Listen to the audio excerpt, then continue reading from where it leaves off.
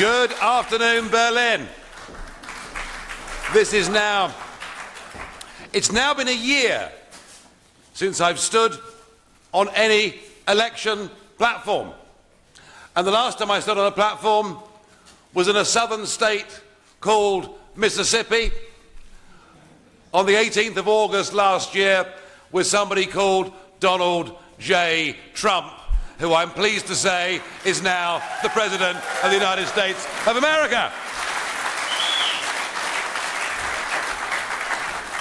And I mention that because I think when historians look back at the West and its progress up and its progress down, I think 2016 will be one of those great stand-out years. One of those years in which two remarkable events happened. The first, and I still sometimes have to pinch myself to realize that it actually happened, but the first, of course, took place on June the 23rd in the United Kingdom in 2016, and it was called Brexit.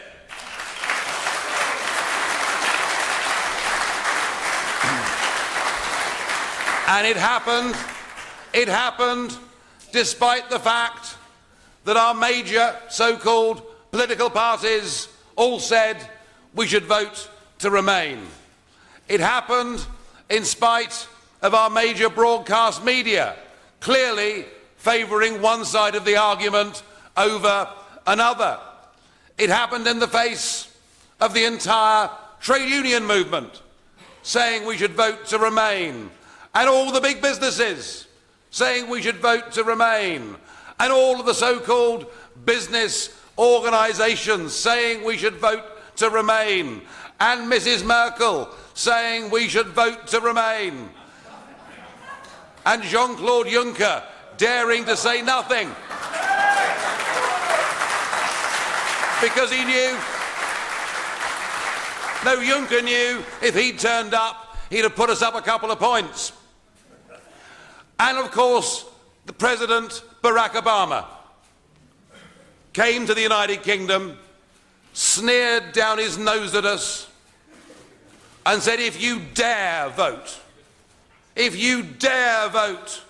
to become an independent, proud, sovereign, self-governing, democratic nation, we will put you to the back of the queue. And you know what we thought when we were being spoken to by global leaders and liberal media and establishment politicians and being told that we weren't big enough, we weren't strong enough, we weren't good enough to run our own country and make our own decisions?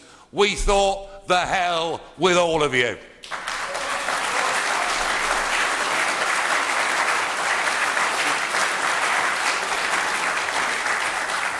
And it was that seismic shock of Brexit that led on to the events in the United States of America on the 8th of November last year. And again, it was the same playbook, wasn't it? It's impossible. Trump can't win. The media hated him. The unions hated him. The big banks hated him. The multinationals hated him. Many, in fact, in his own Republican Party hated him. And yet he stood for a message. And it was a message that there is nothing wrong with being proud of having a nation state. There is nothing wrong in being proud of having your own flag. There is nothing wrong or shameful in government standing up and defending not just its own people, but indeed its own culture. I haven't drunk water for years.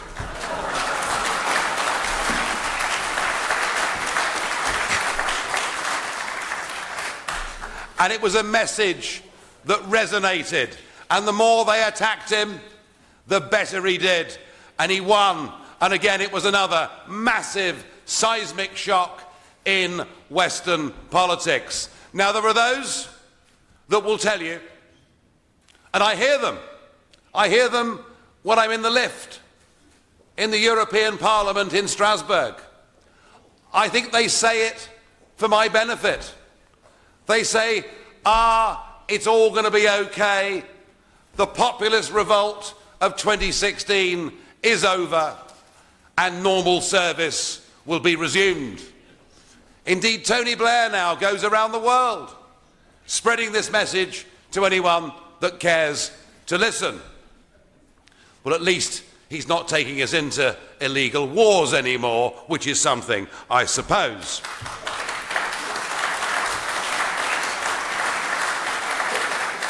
But do not listen to these doom-mongers. They say, Monsieur Macron won in France. It proves the revolt is finished. What they don't see is that in the first round of the French presidential elections, 46.5% of voters voted for candidates who were hardline in their opposition to the European Union, something that was completely and totally unthinkable just 10 years ago. So this bow wave that has come off the extraordinary events of 2016 is still rolling.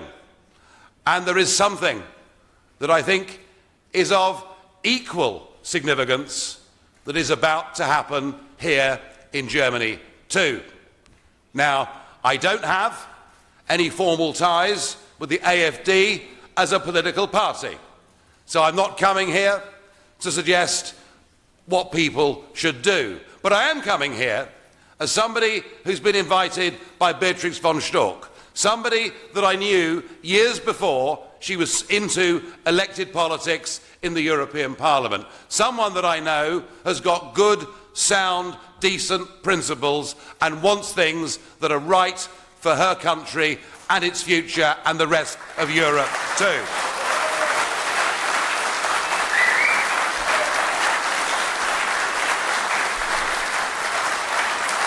And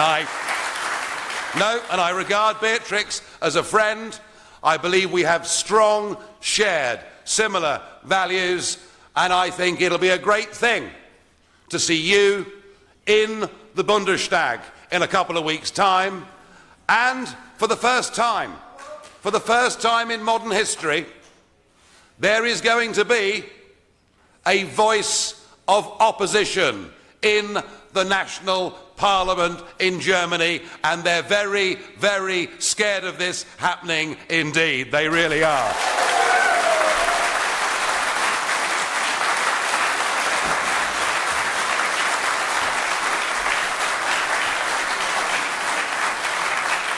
So it is a big moment, and it is an important moment.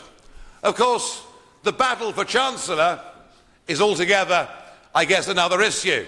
Now, Mrs. Merkel and I have not met on that many occasions.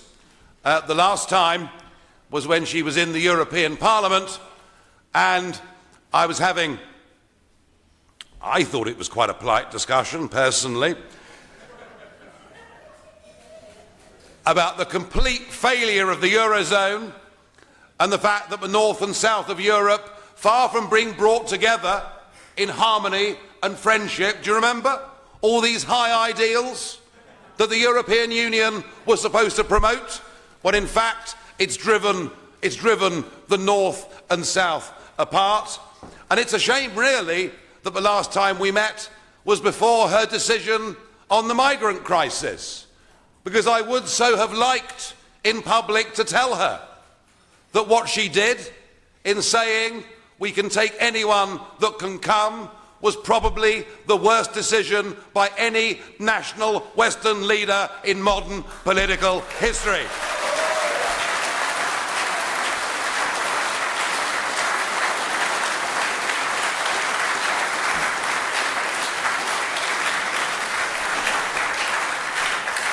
But nonetheless, we just had the Euro to discuss that day, and when I gave her my comments on how I thought she was providing leadership in Europe, I have to say she looked at me with some considerable mounting degree of horror.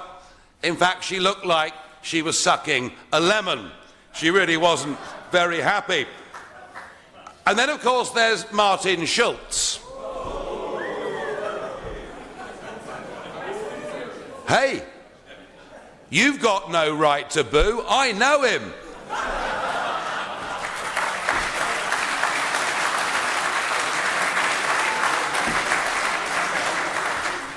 Schulz is a fanatic, a total and utter fanatic.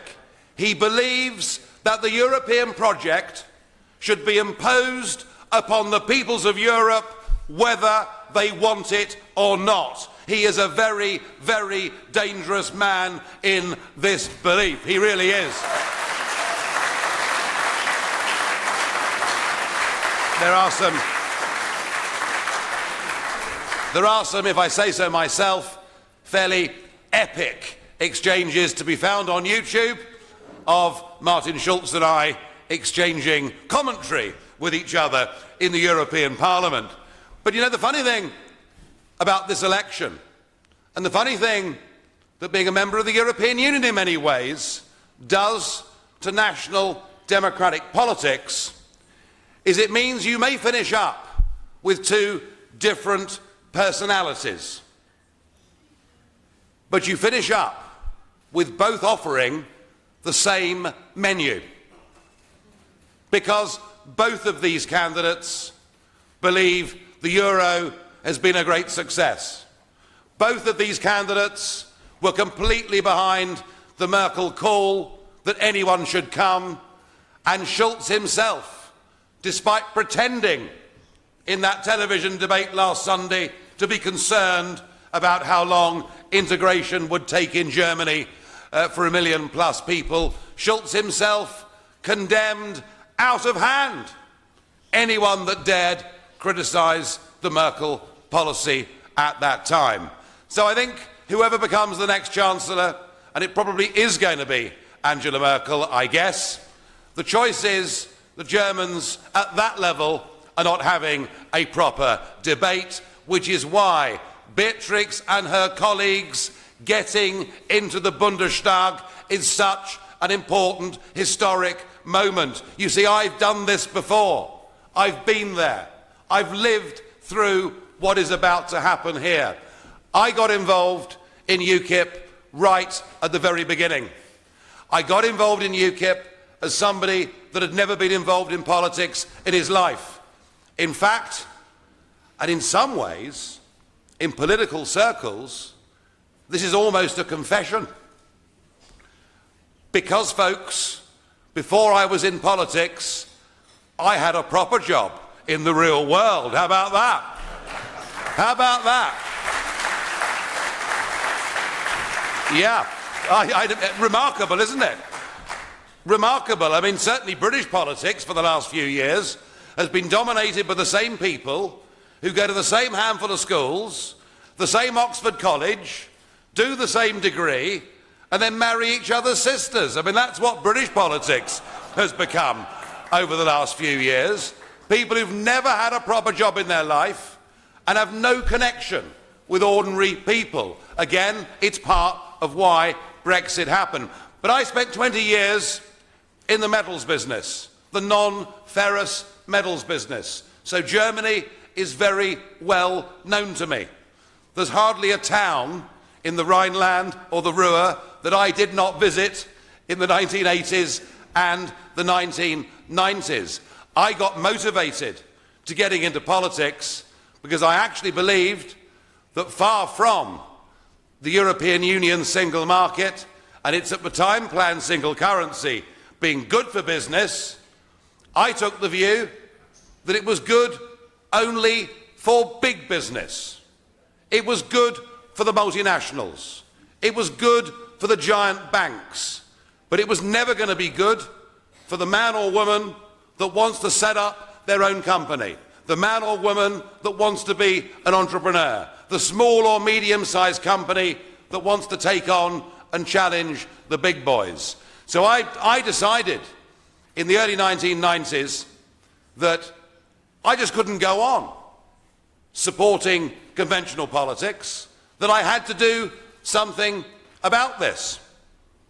The difficulty was that at the time I made that decision, virtually everybody that I knew in business socially, in my village in Kent, my parents, my friends, my family, even my young children thought I must be mad, thought I must have caught something or smoked something funny, because I was talking about an issue that nobody else was talking about. I was talking about something that was considered to be a minority sport. And through all those early years, I remember people saying, Nigel, you can say what you like, but it is inevitable that Britain will join the euro. It is inevitable that we will finish up with the United States of Europe. And the problem when you have a strong view and a strong belief, the problem is, how do you get it out to people? How do you get round the back of mainstream media that won't, frankly, give you a look in? How do you manage to get an objective debate going on any of these issues? And in our case, I guess, it took us a quarter of a century, and it took us the advent of the internet to achieve those goals. But once we were able, with YouTube to begin with, where my exchanges with people like Herman Van Rompuy would be, and I'd go round the back of the BBC and they'd be seen by millions of people. So the advent of the internet allowed us to get there. But the point, folks, is this: once you have the opportunity, once you have the space, once you have the territory to challenge the establishment status quo, you have the ability to make the country think. And Beatrix, that is both the opportunity but also the responsibility that you will take from Berlin and from your supporters to the next big step in your life. You and the others with you have a fantastic opportunity in the one country which is the biggest country in Europe, is the strongest country in Europe, is the most influential country in Europe. And also, of course, because of you generous German taxpayers, and you are so generous, being the biggest contributors to the European Union budget as well.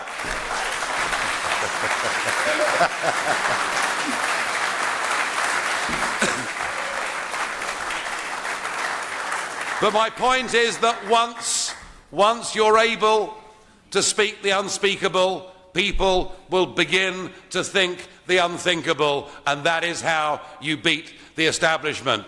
But there is one very important and I think totally absent dimension from this German election campaign. It is obvious to everybody that the biggest event in the last year or two within the European Union, indeed the biggest event that has happened since the Treaty of Rome was signed back in 1957, is Brexit, is it not? You may think it's a good thing. Hooray! You may think it's a bad thing, Mr. Schulz. But it doesn't matter whether you think Brexit's a good thing or a bad thing. It is the biggest challenge the European Union has ever faced. And in some ways, for us, it's a challenge that we've not faced the like of for some years. It is for us a major constitutional change.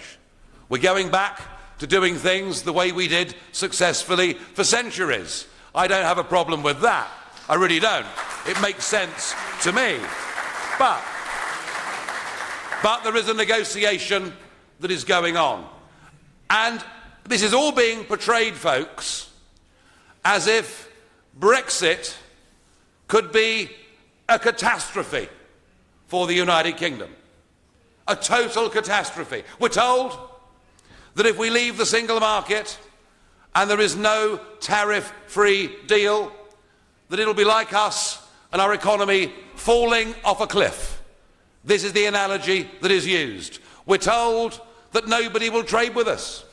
We're told that Europe, the market, will be closed to us. We're told millions of people will lose their jobs. There'll be people starving in the streets, and plagues of black locusts will come down from upon high. It'll be a disaster, we're told, if we're not part of this single market.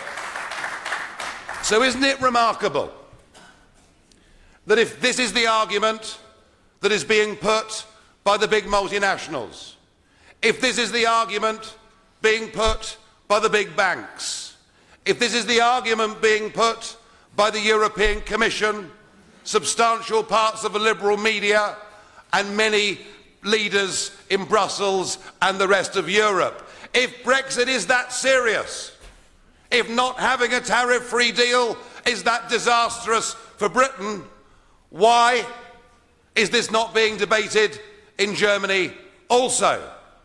Because trade is a two-way street. Trade affects both of us. And in the case of the relationship between Germany and the United Kingdom, I would suggest politely, in your company, there is something of an imbalance. Now listen to this, please, it's important.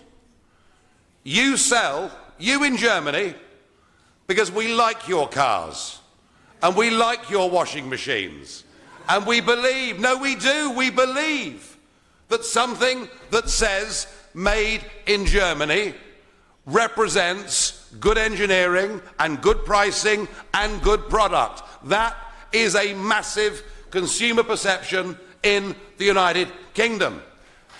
And it really is. It really is. And I always say to people when they tell me that it will be a disaster if we left the United Kingdom, they won't trade with us. And I say, look out of your window. Watch the next 100 cars that drive past and count how many were manufactured in Germany. The point is, you sell us more than we sell you, 30 billion euros worth of goods every single year. 30 billion. In some years, the figure is higher than that. I'm choosing actually one of the lower year numbers from the last few years. There are 1.3 million German people working in well-paid jobs who have a direct link and interest into cars and washing machines and other products continuing to be sold in the United Kingdom. So if a breach with the single market, if an ending of non-tariffs is a catastrophe for the United Kingdom, you would agree, if that proposition was true, it's pretty serious for Germany too, isn't it? Isn't it? So we have a shared common interest. The British people and the German people have a shared common interest in Brexit being negotiated successfully. Please do not think that Brexit, as it's portrayed by many parts of the German media and others, oh, and by the way, can I just say that I've just been nice about your engineers, haven't I? And nice about your car makers. Well, I'm going to be really nasty about the German media who offer no sensible, balanced argument on the European issue or anything else.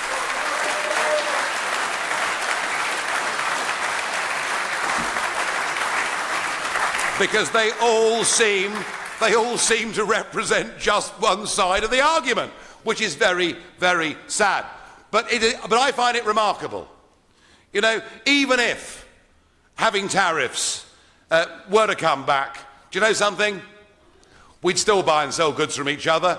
We just might buy and sell fewer of them. Either way, it's in both of our interests for this deal to work. And yet,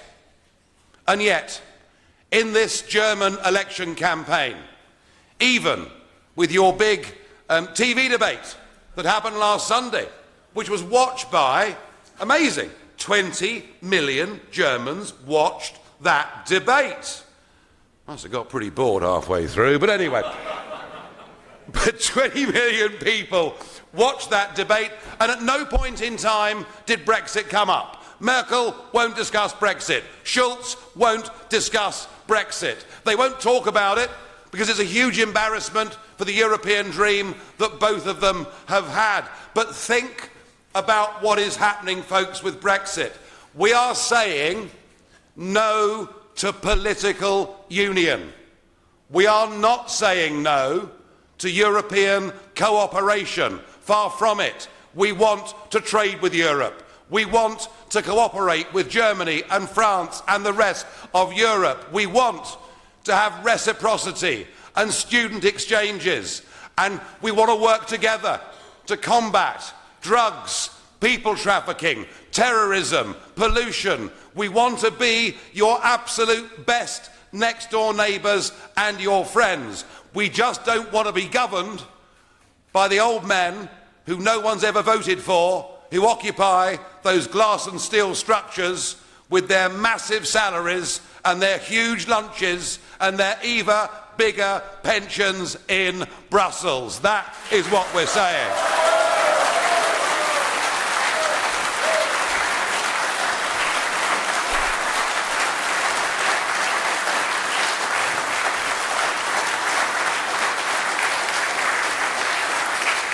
And yet, it is those very people, Juncker, Barnier, Verhofstadt, it is those people in Brussels who are doing all they can to make sure that Brexit doesn't happen. They have put already a series of impossible demands on the table. They have shown no goodwill to negotiate a deal of any kind at all. And yet, they are acting in supposedly your interests. But they're not acting in your interests. They are acting in their interests. And this has become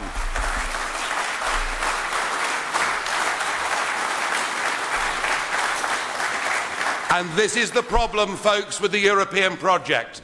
However well-intentioned and sensible it was back in the 1950s to get countries to reconcile after the terrible things that had happened, it has now become a living, breathing organism of its own that acts in its own interests. And if it denies a sensible trade deal to the United Kingdom, it also denies that deal to German car workers in Bavaria and washing machine manufacturers in the Rhine and the Ruhr elsewhere. They are not acting in the common good for Europe. They're acting to preserve their own empires. They're acting to preserve their own way of life. And with 2 weeks to go, I would urge Beatrix and others to challenge these people, to make Brexit a debate that matters.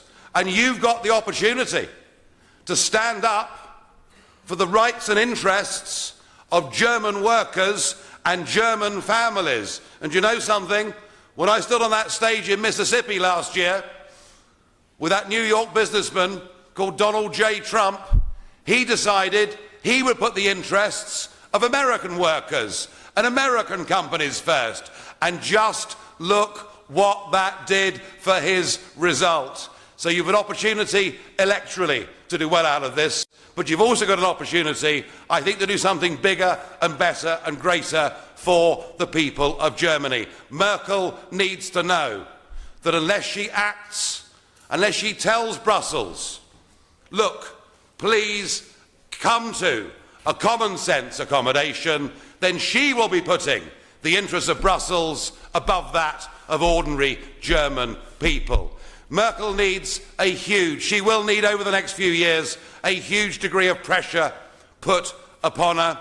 I have always taken the view that it is very difficult to reform the European Union. But if any one country could, post-Brexit, change its direction, recognise the integrity of democratic nation states, it would be Germany that did it because of your sheer size and your sheer influence. But none of it will happen. None of it will happen unless the establishment get threatened, unless the establishment get challenged, unless the establishment get scared.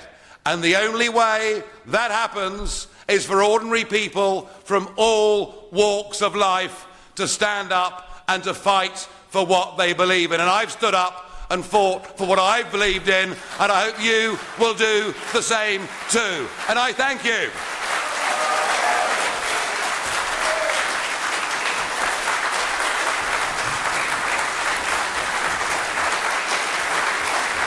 Big Man Tyrone here. Make sure to subscribe to the wicked awesome Robin Hood UKIP YouTube website.